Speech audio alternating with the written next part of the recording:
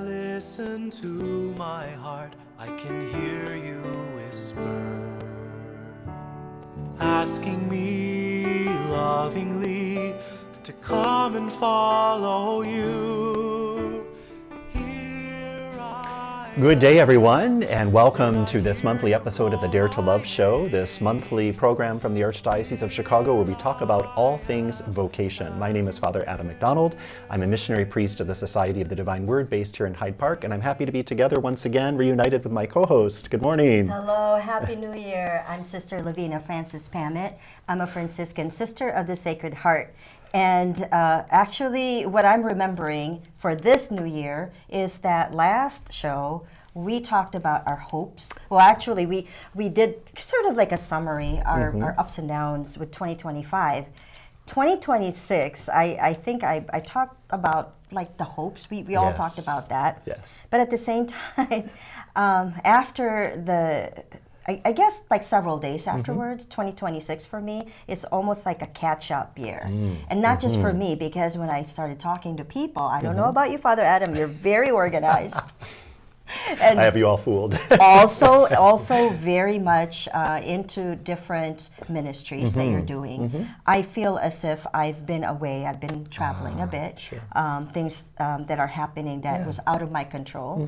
However, my hope is that somehow 2026, I will be able to catch up with some of the things that I kind of wanted to do in 2025 and wasn't able to. Praise God. Well, a new year is a fresh start for all of us, and certainly we are in this new year 2026, so a happy, healthy new year to all of you. And if I may ask your prayers today, on the day that we're taping this, happens to be the feast day of the founder of my congregation, the Society of the Divine Word, none other than... feast day. Thank you. St. Arnold Jansen died on this date in 1909, and we celebrate together with the religious women of two congregations also started by St. Arnold. So a shout out to my friends, the Holy Spirit Missionary Sisters and the Holy Spirit Missionary Sisters of Perpetual Adoration. If you can say that 3 times really fast, easier to identify them sisters. By the color of their habit, which is pink. So a shout out to the Pink Sisters. You can Google it. They really do wear pink.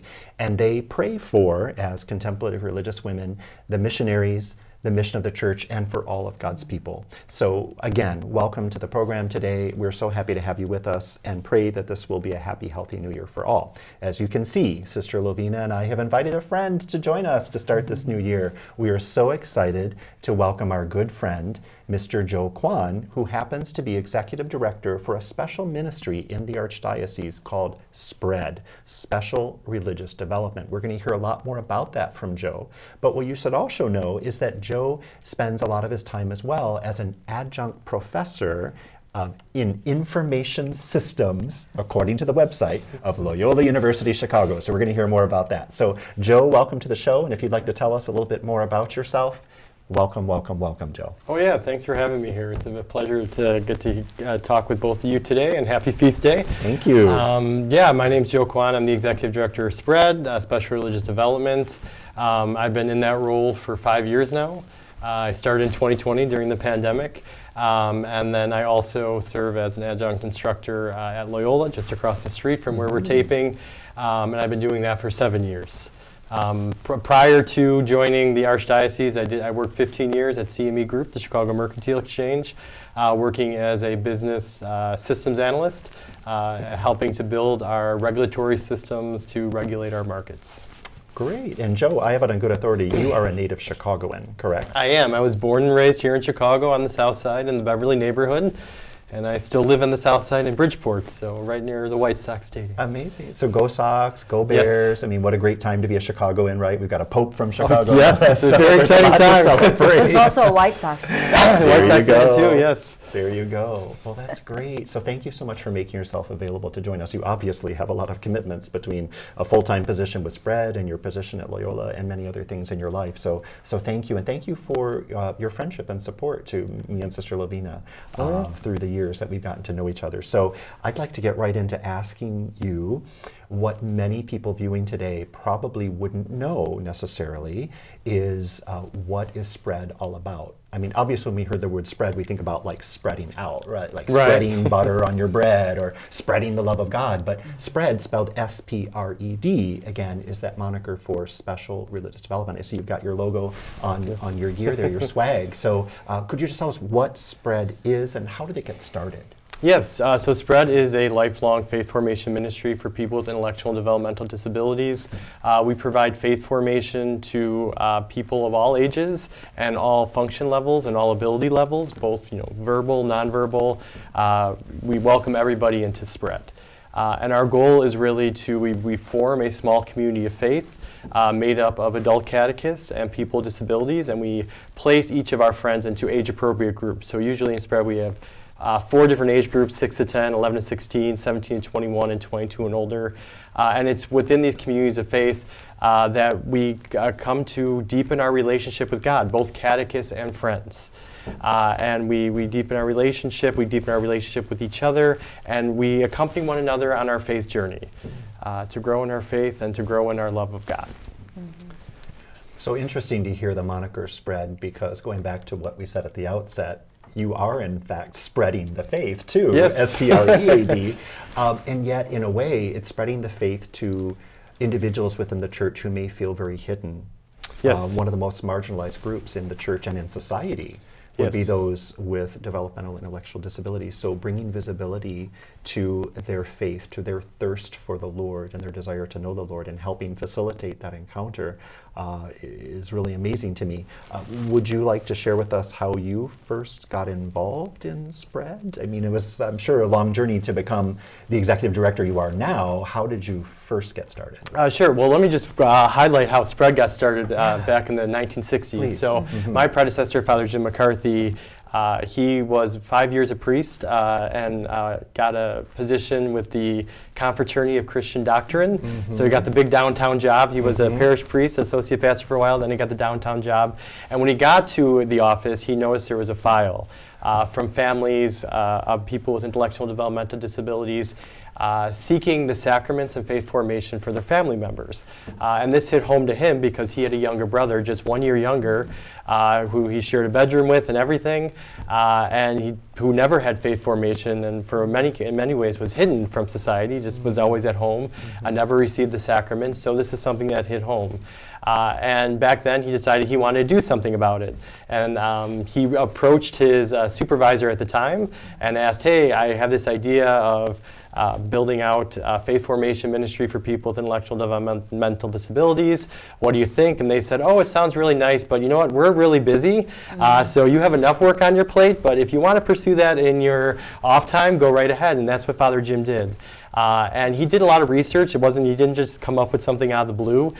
He started researching different, catechisms, what the different publishers were offering, and he came up with his own material. But it took him many years before he really got the method down, and it was through his connection with Sister Mary Therese and going to France, where he found the method Vive. That he really built this SPRED ministry. He found a model of catechesis that he felt that would work well for our friends with intellectual and developmental disabilities. Over the years, he kept experimenting with different approaches, and it just didn't seem like authentic relationships were being formed, and that our friends were really growing in the faith. But it was through the method Vive, through his connection with Father Jean Meigny in France and Eucharistic Paulus in Sherbrooke, Canada, that he was able to really develop this SPRED ministry. If I may, that was my question. It's like, how did it even get started? So thank you for bringing that up.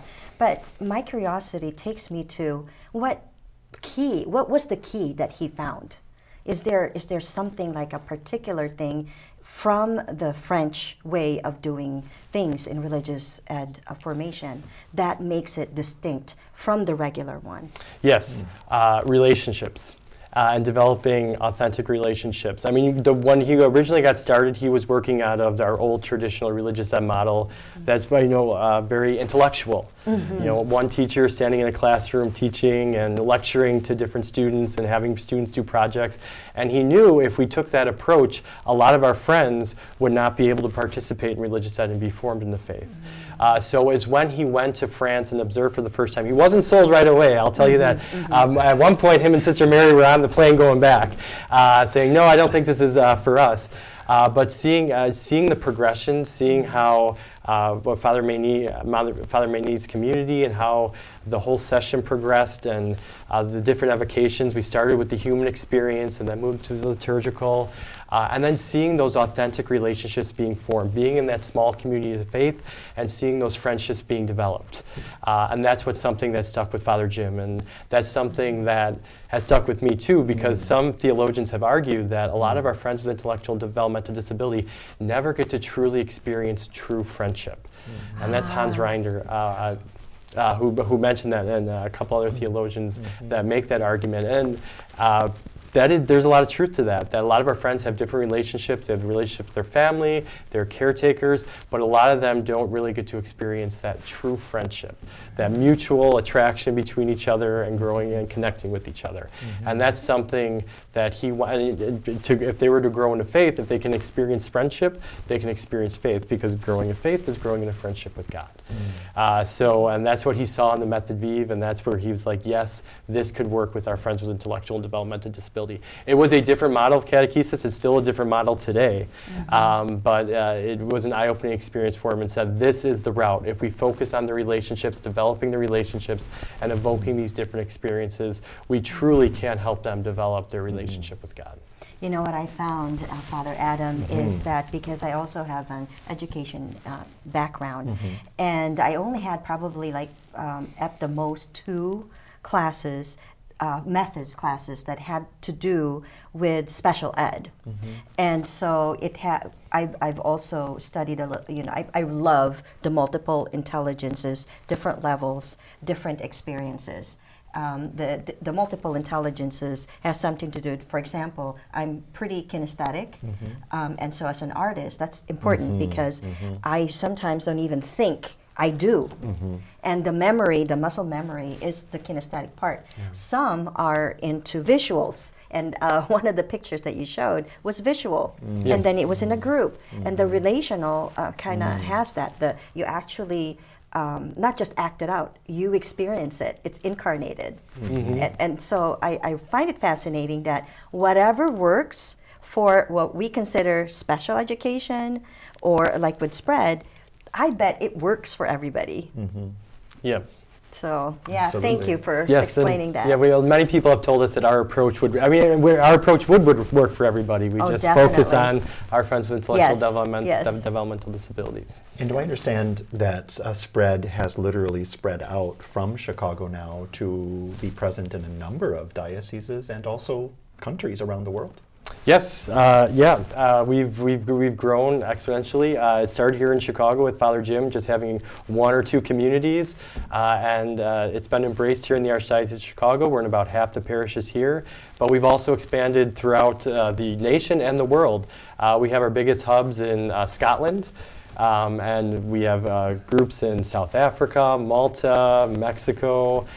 We just had some guests in from Guatemala, learning to bring the ministry to Guatemala. I was just last week, I was in Switzerland speaking at the University of Fribourg, because whilst our method came from France, they haven't been able to sustain that method in France. So my goal was to go there to try to re-evangelize some of the French speakers and to try to bring the Method Vive and SPRED back to the French-speaking areas of the world. Amazing. Two things I love about that. As a MacDonald, M-A-C-D-O-N-A-L-D, I love the fact that your biggest hub is in Scotland, because I'm one of the MacDonald clans. But the second thing is the fact that it is embracing that call to be intercultural as well, which speaks to my heart, obviously as a missionary. You talked about this attraction element. Could we go back to this idea of what first attracted you to this mission of SPRED, like I'm assuming maybe as a volunteer or a catechist in the very beginning, and maybe explore that journey of how you got started? Yeah, so I started with SPRED in 2008, and it was a pivotal moment in my life. So I just recently graduated college the year before, And a year after, I had my full-time job, but due to everything that was going on in the world, the economy wasn't doing well, I ended up getting laid off. So I had the summer of 2008 to really discern, what am I going to do with the rest of my life? I had to find a new job, and then I moved back from, I went to my undergrad, I was living in Rogers Park at Loyola. I moved back to Beverly, and it was a different faith experience. You know, there's a lot of more young adults in my experience at Loyola. Getting back into parish life was kind of a struggle. So I was really, you know, questioning and discerning, what am I going to do, you know, with my life and with faith, and how is this all going to play a role? And it just so happened I decided, well, maybe I should try to get involved in something. While I was at Loyola, I was always involved in different ministries, so I figured, well, maybe I will get involved in a ministry. And it just so happened that our parish at St. Cajetan, we were just starting a SPRED ministry, or just trying to establish it. So I went to the first meeting to, actually, I wasn't set on going to the meeting. I was reading in the bulletin, kind of like hemming and hawing, is this really for me? It said no experience was necessary. I never worked with people with disabilities. But I'm like, well, I can give it a try, you know, it's something new. And 5 minutes before the meeting, I made the decision, like, yeah, I'm gonna go. And I was at home and I told my mom, I'm going to this meeting, I'll be back, I'll see where it goes. And I went to that meeting. I walked out thinking kind of like, yeah, I don't think it's for me. I don't, you know, it was good information, but I really didn't know what it involved. And at that day, the day I went to that meeting, I had found out I had just got my new job at CME. So I was like, well, I'm not going to have time for any kind of other ministry in my life. So I kind of left thinking, it sounds like a nice ministry, but we were invited to observe. So I went down to our, and I felt bad for the woman that was leading the meeting. I'm like, I want to support her. She came out here, had this meeting. I'll go and observe and see what this is all about. So I went down to Bridgeport to the old SPRED Center, and I observed a session, not knowing what I was going to see. I was expecting to walk in into a classroom setting with a teacher at the chalkboard and all that, and that is not what I experienced. I walked into the booth to observe, and I saw this beautiful room that didn't look like a classroom, that was very welcoming and peaceful. I was expecting, you know, kind of some chaos, because people, they were working with children with intellectual developmental disabilities, and I found peace. And in that room, as I was observing that session, I saw authentic relationships and friendships being developed there. And I was just in awe how the Spirit was working in that room. I could tell that Spirit was truly present there. And after that, I looked, you know, I thought to myself, like, well, I can do this. You know, I'm not teaching. I can be a friend of someone with an intellectual disability. So I left the observation saying I would like to get involved, but I also had in the back of my mind saying, yeah, but we're never going to get this started at our parish. Like, this is never going to happen. I don't see this, becoming a ministry there. But we stayed with it. I went back to the next meeting, and slowly but surely, at the very next meeting I went to, 6 families of people with disabilities came. Wow. And they were all looking. They were at other parishes. They've been involved in SPRED, and they wanted to stay involved in SPRED. And this is the interesting part. They all received their sacraments of confirmation, of First Communion, and wanted to continue their formation. Wow. So I was amazed, but at that time, it was just me and another woman. And I looked, I'm like, how are we going to do this? Like, there's 6 friends now and 2 of us. And lo and behold, our team came together over that year. And then we got started with the very next year in September. We opened our doors to our 6 new friends with intellectual and developmental disabilities. And I have to say, I was just at our session last night. That was 18 years ago.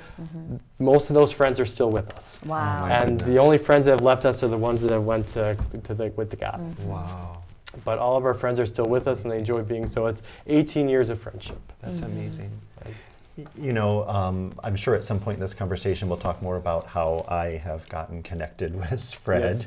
Yes. But it occurs to me that in talking with our producer, we learned that the Office of Radio and TV for the Archdiocese collaborated with SPRED and actually put together a video that kind of gives sort of an overview of what SPRED is all about. So we thought this might be a good chance to show that, so that for those viewing, you could kind of see behind what we're saying, the reality of SPRED and this unique relationship-based model to bring faith formation to those with developmental and intellectual disabilities. So we'd love to show that video to you now if we could.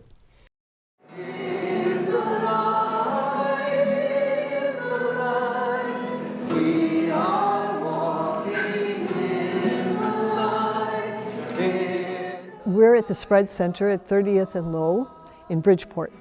And this is where we train all the people that come for our resources. SPRED is a faith formation ministry for people with intellectual and developmental disabilities. It stands for Special Religious Development. It is a lifelong formation ministry, so we minister to both children and adults of all function levels with intellectual and developmental disabilities. They're really looking to help their son or daughter grow in their relationship with God. I had one parent once tell me that they felt that SPRED helped enhance their own faith because they were able to share their faith with their two sons who are both severely disabled. She never thought that their sons would ever be able to participate in the church or that she'd ever be able to share her faith with her sons. SPRED has actually brought families back to the church. Once a person, especially with significant disabilities, arrives in a family, the family oftentimes breaks apart or falls in on itself. They usually become very isolated. And so they try to go into parishes, and if they don't receive a warm welcome, they withdraw.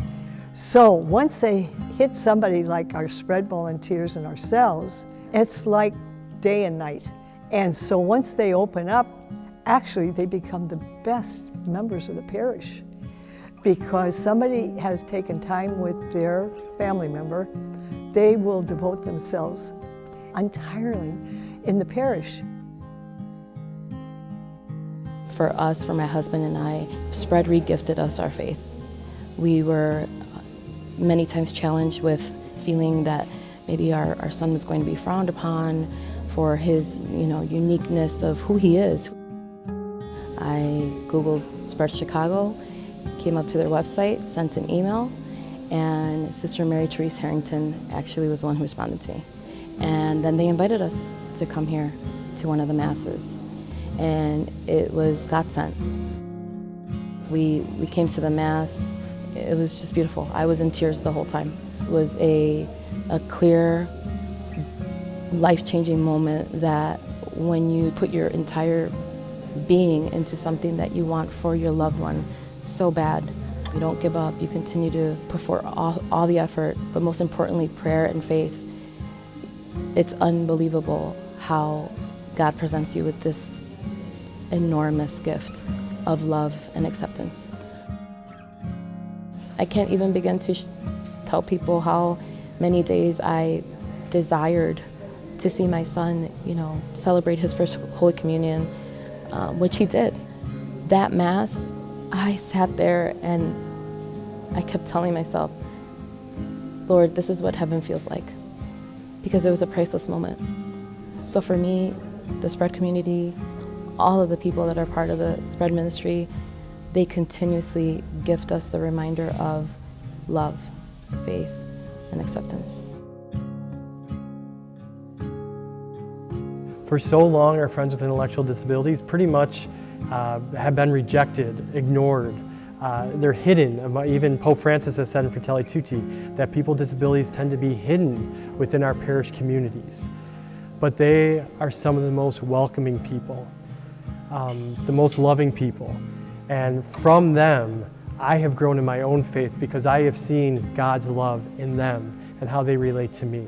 And how, even though they've been excluded for so long, they always make me feel that I belong within that group.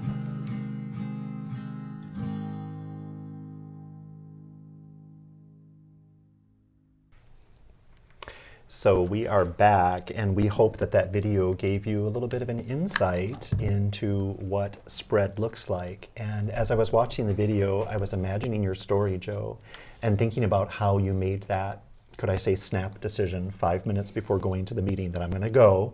Don't know what I'm getting myself into or whether I'm committing or not, but I'm committing to going to this meeting, leaving the meeting not really sure where that was going to lead you next, but then kind of making that commitment to take another step to observe.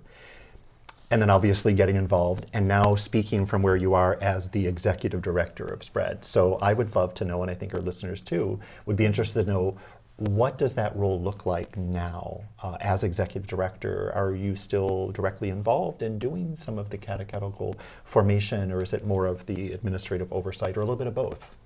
Yeah, I mean, I never dreamed of ever becoming the executive director when I got started. I was just planning to be a helper catechist.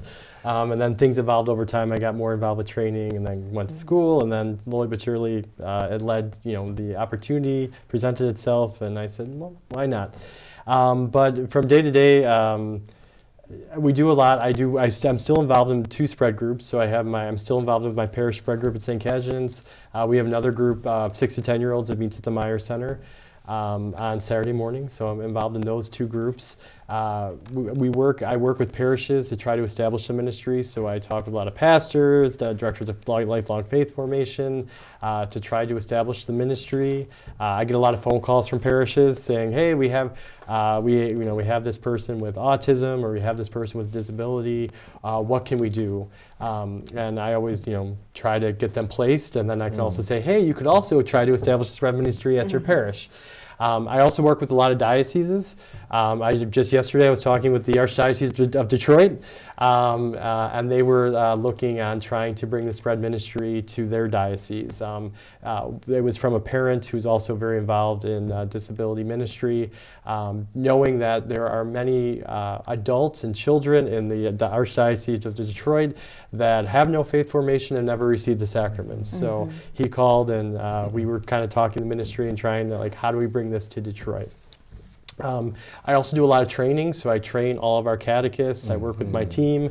We train those catechists to get them more comfortable with working with our friends with disabilities, but also understanding our method of catechesis. Because a lot of people come in, they hear faith formation, they always think of their own faith formation that was in a classroom, very intellectual. So that shift is kind of difficult for some people. But we train them in that method and what that method, what it entails, what it's about, and our philosophy on doing faith formation.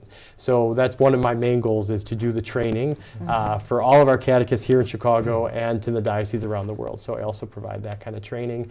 And then just doing day-to-day operations, budgets. We just love that part of it, right? Yeah. Budgets, administration, Yes. a lot of meetings, a lot of responding to emails and Sure. stuff like Speaking of budgets, how do you get funded?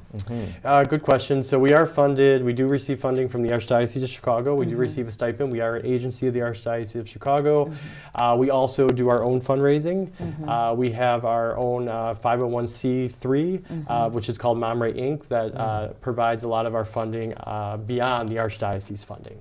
So, that's one of my other jobs, is fundraising and raising those funds. But yeah, we're grateful to those volunteers that help us with those fundraising efforts to keep the ministry going. That's great. And I have it on good authority that part of your training of catechists is also working with interns and those doing ministry at SPRED. So for instance, the way Joe and I first really interacted was through members of my Divine Word congregation who were involved in SPRED, and I kept hearing spread, and I didn't understand, are we spreading butter on bread, or what are we doing? Spreading the faith. And then come to find out, this whole new world opened up to me through people I'll mention some names, Marlon Vargas, Brian Younkus, Tom Tran, Junior Jean-Baptiste, and over the years, a number of our Divine Word men in formation began to do a ministry practicum and just ministry in SPRED. And so one time, having heard so much about it, I said, well, let me see what this SPRED is all about for myself. And I went to my first SPRED family liturgy at the old SPRED Center in Bridgeport. And my experience, there you see me on the screen now as a presider for a SPRED liturgy. How does that happen? Well, the first time I went to a SPRED liturgy, it's hard to describe the feeling, but it's that feeling you have of kind of being at home. You talked about the authentic relationships you witnessed and observed. I felt that from the minute I walked in the door. The intentionality of being welcomed and asked my name and given a name tag so others could greet me by name and me greeting them by name. And then the fellowship that happened after the liturgy. And I remember observing and watching the presider of the Mass and thinking to myself, I could do that. I think I want to do that. I didn't want to push the presider aside and take his place. No, it wasn't like a coup de spread or something. Right. But it was just this idea, if there was ever an opportunity, I would like to experience that. And so fast forward a little bit, and one of the former chaplains of SPRED announced that he was being reassigned. He was a Dominican friar. He was having a new assignment. And I had this thought. And I went to you, Joe, and I said, Joe, I cannot be your chaplain. Just make that clear. But if one of the things you're considering is inviting, say, a rotating group of available presiders, I would be willing to explore that. And I think within a couple of days, I had an email from you with several dates, and I'll never forget, December 8th, 2024 was my first ever SPRED Mass as the presider, and it was the first time that SPRED celebrated the Mass on the campus of St. Xavier University in Beverly, right? And so I was already going to St. Xavier for their weekly noon Mass, so shout out to my friends at St. Xavier for that. And then SPRED wanting to bring the SPRED liturgy to that section inside of the city, sort of the south and southwest. And I remember how people kept coming and coming and coming, and realizing that we were really serving a need for people who maybe couldn't as easily come to the SPRED Center closer to downtown, but could make it to that side. And so that was how I began to intersect with SPRED. And now, all I can tell you, friends, is that every opportunity I get when I'm free, sign me up. Yeah. There's nowhere else I want to be when I'm at a SPRED liturgy. I'm not looking at my watch, I'm looking at my time, I'm like, how long is this going to last? No, it could go on forever as far as I'm concerned, because it's such an inviting, welcoming experience. And it challenges me as a presider and preacher because, you know, having been trained in homiletics, I'm used to like 7 to 10 minutes, okay, how to engage the listener with a story and then bring them in and then reframe it at the end and bring it back. And what's your main message? In SPRED, the idea is to bring it down to the very essential core element in a 2-sentence homily committed to memory and incorporating gestures for that oral and visual presentation. And then moving around the worship space to offer that message several times and watching people kind of incorporate the gestures and mimicking the gestures that you're making. It's just changed the way that I look at preaching. It's not just about words anymore, and I've never been told that I was short on words. Anyone who watches this program for a while knows that. And so, you know, transforming that has really been an impact for me. And so I'm grateful to you for doing what you do and for supervising the men that some of whom I still live with, right? And they talk about SPRED, and now we relate differently too, because yes, I'm their rector, I'm their formation director, that kind of thing, and yet we see ourselves also as co-ministers and becoming friends in SPRED, and it's just really changed that for me. It's that relationship. The you know, when relationship, you, exactly. Father Adam, when you were speaking about that moment, when you said, I want to do that, I can do that, short of just kind of controlling yourself and not pushing the priest aside and go there. But that's the call. It is. Because, I mean, it's the same for me, and I'm sure for you, in terms of, like, how did I become a lay missionary back BC, before convent, even. It was that same kind of, like, that call of the Holy Spirit. And I want to go back, I guess, in terms of, like, your call as well, that, once you've observed it, you felt at home. And pretty much almost all, if not 100%, of our guests that come to Dare to Love show, we hear, I felt at home. How did you know? I felt at home. So I would like to ask, I guess, how can people get involved? I already asked about funding. Perhaps people are already busy. They cannot find the time even if they wanted, but they can monetarily probably help with the finances. But how do you also get involved and things like that? I mean, do they come to your is there like a come and see? Do they observe? Oh yes, there's many ways. So we always accept monetary donations. They help us, the ministry, and they help us to grow the ministry. And to help, especially in the parishes, to help them develop, because not some of our parishes don't have the financial resources. But a couple of the ways they can get involved is you could come to our masses. We have our masses on the 1st and 3rd Sundays at St. James on Wabash. So we have our special SPRED Mass, which is we make a few adaptations to the Mass to help our friends with intellectual developmental disabilities fully participate in the Mass. So you can always come and join us there. We also quarterly have our masses at St. Xavier University at the McDonough Chapel. Our next one there will be March 8th. And then our next Mass at St. James will be this Sunday, which will be our Spanish Mass at 11:30 a.m. Okay. So our first Sunday is always in English, our third Sunday is in Spanish, always at 11:30. So you can come and just worship with us.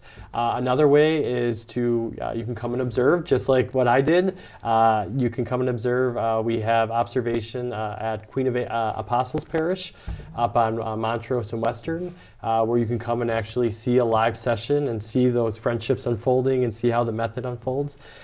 You can also, we have a observation site in Lake Zurich at St. Francis de Sales, and then we have an observation site at the Meyer Center on Saturday mornings with my group. So you can come and observe and see our SPRED method in action. And all those information are available on your website. Yes, you can visit our website, SPRED-Chicago.org. FYI, we are in the midst of redeveloping our website, so you should be seeing, hopefully in the next month or so, a new website being developed through the Arches website. You can also visit us on Facebook. We like to keep everything updated on Facebook, and we have pictures going up on Facebook and announcing all of our masses on Facebook and our upcoming training on Facebook and whatnot. So those are the best way to get to know us. You can also just reach out to me. You can reach out to the office.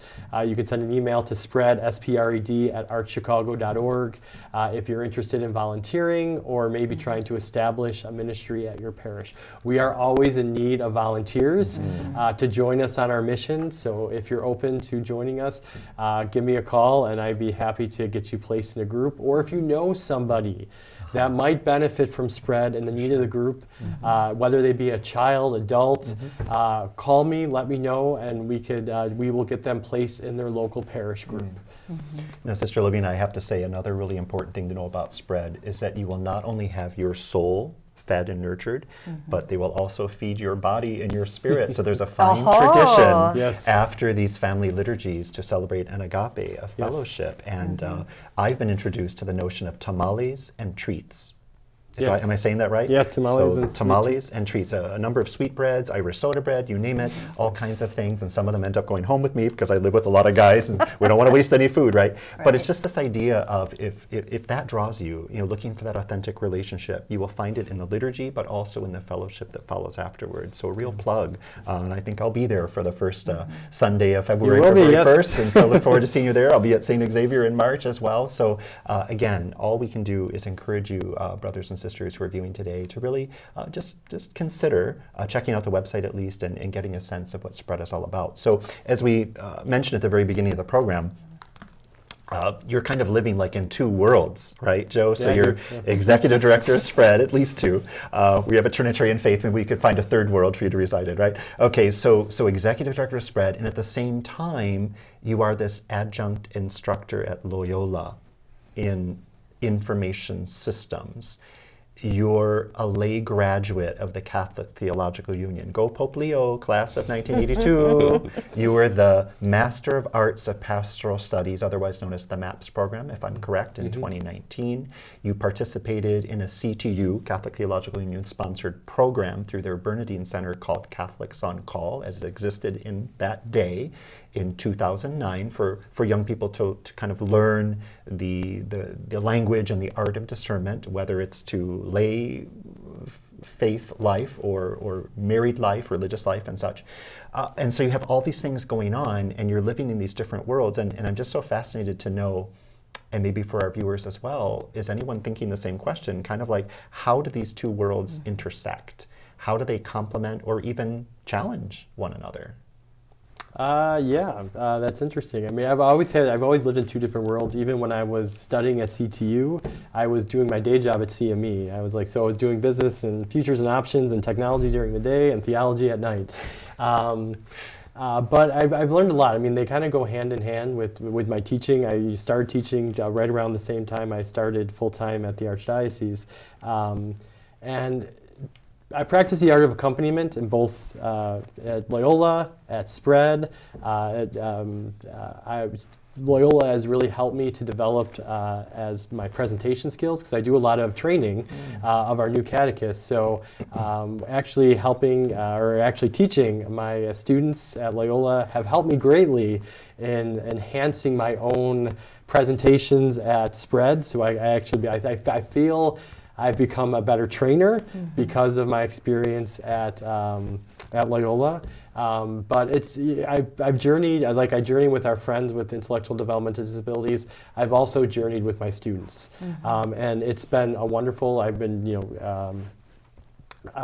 been with them on their own vocational journey, trying to figure out what they want to do with their life. They're all studying the School of Business. A lot of them come to my class. I teach an introductory class. I also teach an advanced class. But in the introductory class, a lot of them don't know what information systems is. They have no idea what's going on. Yeah, please enlighten us. What is this Excel? What is a database? Why do I care? And I'm always, when they leave, and they're always saying like how grateful they are for the class, and they've learned so much, and they want to be an IS major. And what would that entail, and what would that involve, and what kind of career choices will I make? So I feel like I accompany them on that, and in that way, similar to when I go to SPRED, I accompany our catechists, and I'm training in their ministry to our friends with disabilities, but I'm also, as part of my SPRED community, I'm accompanying them on their faith journey and getting them to grow in their relationship with God. Because when I heard information systems, I guess mistakenly thought information technology, and my brain just went into, are you doing the website as well? But it's different, isn't it? And it's also different from communications. Yeah, I mean, it intersects a little bit of both worlds, but yeah. So what exactly is information systems? It incorporates a lot. There's developers. I know a lot of people, when they think of information systems, we're With a developers, we're database. coding. Yeah. I was a systems analyst, so one of my jobs was to actually work with the business and understand what they needed, and then write that all into requirements, and then hand that off to our development team so they can develop it. And then there's like project managers, there's QA people that are testing everything. So there's a lot of different opportunities in the IS world, but some people just focus, you're just developing websites or whatnot. No, we do a lot more, and there's a lot involved, and there's a lot of teamwork in the IS world. Like we're never, kind of like with SPRED, we always work as a team. In IS, you're always working as a team. The analyst, I was always an analyst, is just one of the key roles in the information technology world. Like I write the requirements, but I need my development team to develop those requirements. I need my QA team to test those requirements, and I need the business to give me those requirements. I have to say, I've known you, Joe, but right now I'm looking at you like, how the disciples of Jesus must have looked at Jesus. It's like, who is this person? It's like, come follow me. And you are so charismatic that you were talking about that relationship and then the attraction. It's like, I want to sign up for your class. That's what happened to me, right? My first SPRED Mass, sign me up. Yeah, I want to say that. No, I'm kidding. Yeah. No, I want to get involved, and I seriously want to look at the website, and just like with both of you, we all have already something that's going on, but the call of the Holy Spirit is there, and the need is there. It's real. And so maybe, just come and see. If it's not for you, fine. Maybe you'll come back to it. But for you who are feeling this in your heart right now, that's just like, I want to listen more to this. I want to find out. Then this is an invitation for you. Right, Joe? Oh, yes, absolutely. Yeah, give me a call. And I will say that SPRED, it not only helps our friends with intellectual developmental disabilities develop their own faith, it helped me. It changed my whole spiritual life. Yes. Like my whole spiritual life changed. It was a renewal for me personally. I'm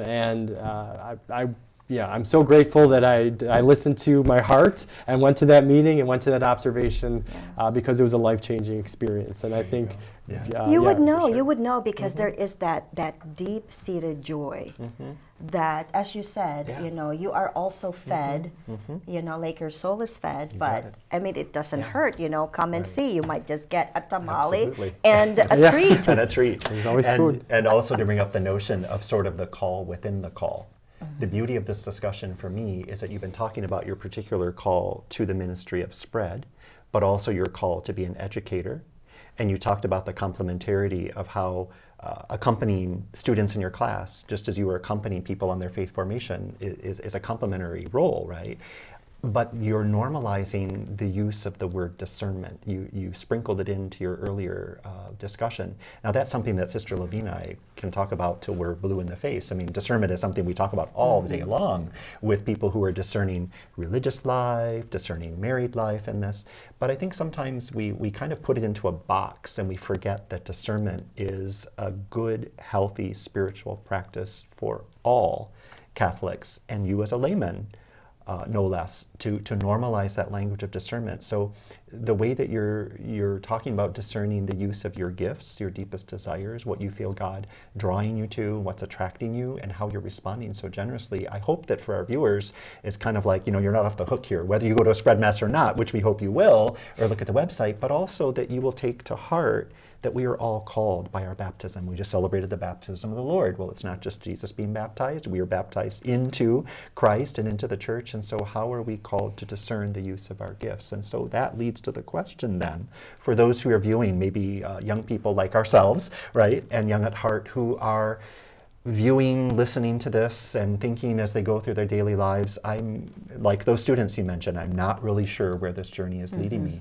Do you, as the layman that you are, and in your various ministries and capacities, have some advice or recommendation of a next step a person might want to take on that journey of discernment? In SPRED or in general? In general. In general? Yeah. Yeah, I mean, I would highly encourage to be involved in ministry, if you're looking to get involved in the church, and try to get involved in many different ways. And just not just hopefully not once a month or once a quarter, but try to really get engaged in ministry in your parish. And I know sometimes that's somewhat of a challenge for some people. And also prayer. Make sure prayer is the center of your life. I think prayer helps, definitely helps, to help to grow in our relationships, but it helps with that discernment process to really get in touch with your feelings. What's bringing you joy? What's causing you anxiety? And I found a lot of that through prayer. I mean, when I joined SPRED, I had to leave my other job. And that was a very tough decision to make, to leave CME.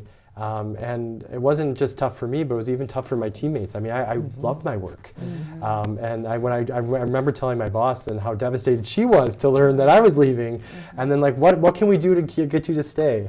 And I just said, I think I had to follow my heart on this. And she goes, I totally respect that. And I'm glad you're doing what you're doing. You're making a difference in the world. But if things don't work out, you can always come back. But in my heart, I felt like I needed to make that jump. Now you're making me cry. To join the church, Wow. but also listen to what others are telling you. You have friends, you have colleagues around you. A lot of people would tell me like, oh, you would be the next director of SPRED. I'm like, nope, I don't see that ever happening. Right. Like I was invited to become the director of SPRED. I was invited to teach at Loyola. 10 years ago, I never planned that. I never planned on being in any of these positions. Wow. But it was through the support I received from my fellow students at CTU to help me in that process. And when I was sharing, my whole discernment process, should I do this, should I not do this? I really, listening to them and listening to my heart and what I loved and what I felt being drawn to. I would highly encourage, listen to those people around you. Sometimes people see things in you that you don't see in yourself. And I never saw a lot in sometimes we're our harshest judges, and there's a lot I like when it came to, I'm like, I can't be a leader, I can't be a director, I can't teach, I can't get in front of a students of 50 students and lecture to them. But it's turned out to be life-giving for me, and I'm so grateful I made that step. But it was all in prayer, with my spiritual director, with my friends, and conversing and actually listening to those around me and not shutting out those voices. What do you think, Sister Lavina? I think we have a vocation director on our hands. That was an amazing, amazing explication of good steps for any of us and all of us to take. Listening in prayer, listening to those around us, not journeying alone, but in relationship with others, others who get to know us and see things in us that maybe we don't see. So thank you for expounding upon those steps, and I hope that our viewers will take those to heart, because those are things that we like to talk about all the time, but you hear it coming from Sister Lavina. Father Adam was like, yeah, we've heard that before, but to hear it lived in your experience. And the accompaniment.